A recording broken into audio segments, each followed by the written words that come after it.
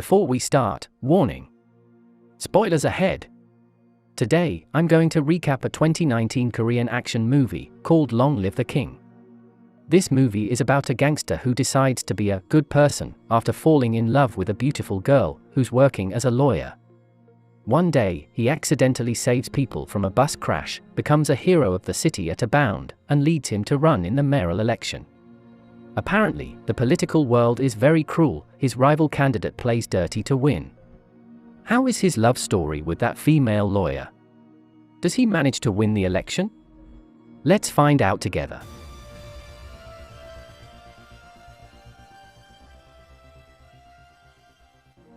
One day, a protest against market demolition is taking place at a traditional market, located in Mokpo City. There are so many gangsters who are ready to demolish the market. Their leader is Jang.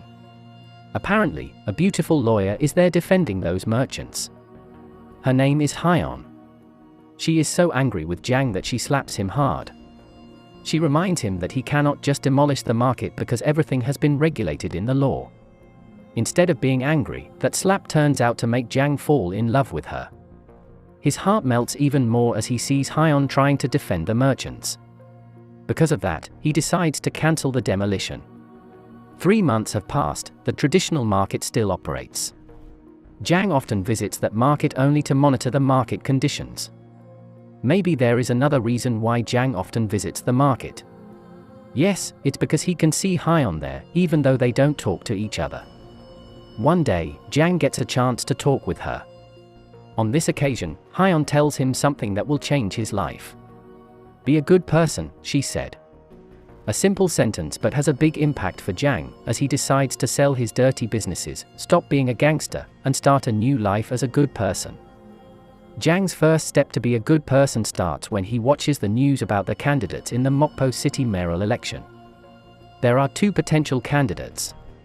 The first one is Choi, who is known as a bad politician, while the second is Hwang, Mokpo City's head of welfare chief, who used to be a gangster but has retired. Currently, Hwang also runs a non-profit restaurant where each meal costs only $1. Jang's friend tells him to meet and learn from Hwang. Jang finally goes to Hwang's restaurant to find him. Surprisingly, Hyeon also comes to that restaurant. But she is not alone, she comes with some of her friends, who are podcasters. Hwang thinks that their arrival has something to do with politics, so he refuses to talk with them. However, Hyeon and Jang insist on following him. They even help him to clean the toilet and do other things. Seeing their effort, Hwang finally changes his mind. Firstly, he asks Jang about his purpose. Jang tells him that he wants to follow his path in leaving his old life as a gangster and start a new life as a good person. But suddenly, there is chaos in the restaurant. Turns out a gangster is beating a part-timer because the part-timer forbade him to smoke inside the restaurant. Seeing this, Jang punches that gangster and his friends. Hwang is very disappointed with what Jang has done.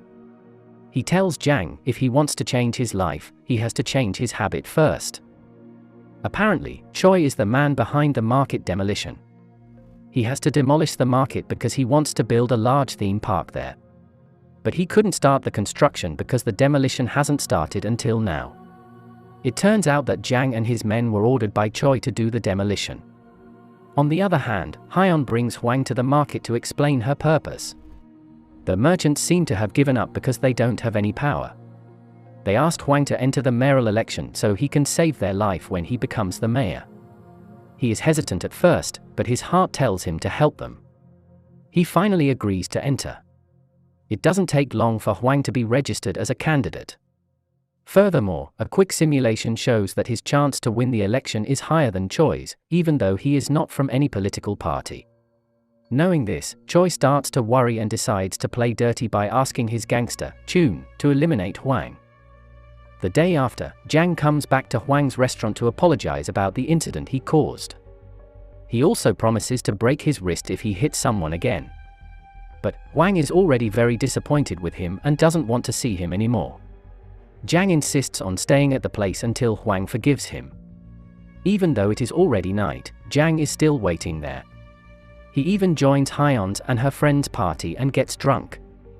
Hyeon's friends suspect that Hyeon is dating Jang and start to tease her. But she denies it because she still sees Jiang as a gangster, which is a bad person.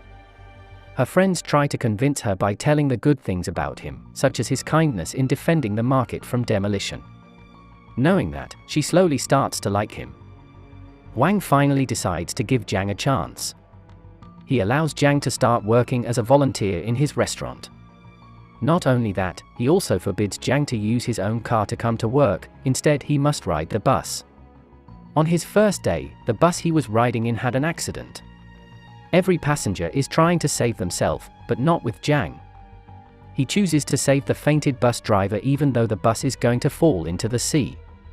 With so many passengers escaping from the bus eventually loses its stability and ends up falling into the sea before Jiang manages to save the bus driver.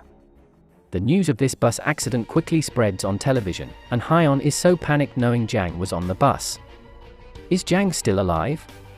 Luckily, yes. Instead of going home to rest, he goes straight to the restaurant, injured and soaking wet. Crazy. Because of his heroic action, every television station is now trying to interview Jiang. It seems that Hyon likes Jiang even more because of this. On the other hand, Chun starts to carry out Choi's order. He orders 3 of his men to eliminate Huang. Their mission seems to be going well because Huang is not strong enough to fight them all at once. Luckily, Jiang shows up at the right time. He fights them alone. Knowing that Jiang is strong enough, they escape. Jiang and his friends know that Choi is a dirty politician. From his gestures, they can see that he only pretends to be sad over what happened to Huang. They are very sure that Choi has something to do with it. Moreover, they also know that Chun works for Choi. So, the gangster who attacked Huang must be Chun's men. Realizing that, Jiang immediately goes to Chun's place and warns him that he is going to find evidence. Meanwhile, Jiang comes to the hospital and wants to break his wrist as promised because he hit Chun's men, but Huang forbids him because he wants Jiang to replace him as the candidate for the upcoming mayoral election. His condition makes it impossible to continue. Jiang's first speech as a mayoral candidate doesn't seem to work. Nobody comes to his speech. Knowing this, Hyon, who is also part of Jiang's team, asks candidate number 4 to give her support to Jiang. She agrees. Now, Jiang has a strong backing from a political party. On the other hand, the 3 big gangsters who attacked Huang are found hiding in the Philippines by Jiang's gangster friend. Apparently, Jiang asked for his help to find those men. Knowing that Chun's men are found, Choi and Chun start to worry because they know that as soon as they tell the police, they are finished. Now, they are finding a way to solve this problem. Unfortunately, Chun knows something about Jiang's dark past. Jiang and his best friend were involved in a gangster fight.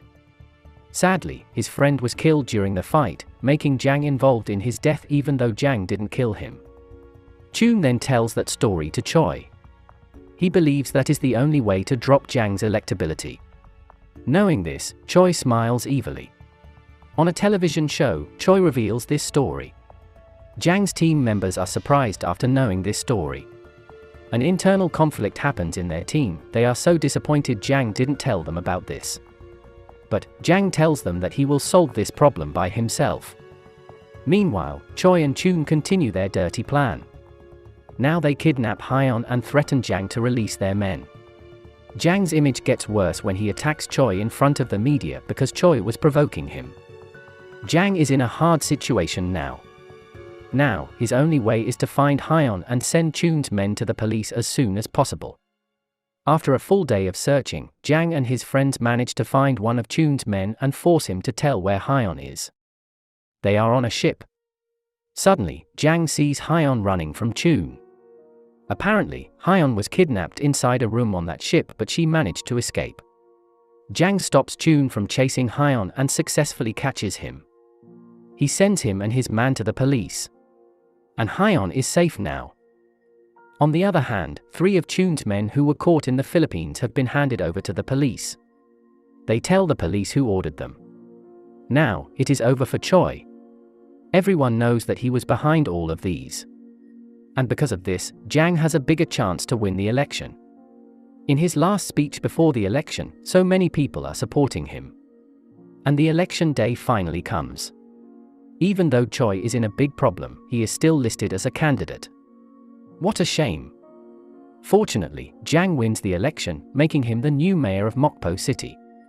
Meanwhile, Choi is finally arrested.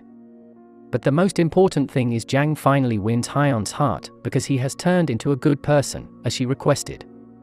How about you? Can you turn into a good person for the people you care about? Make sure to subscribe and turn on notifications so you can watch more videos like this. Thanks for watching, and see you next time.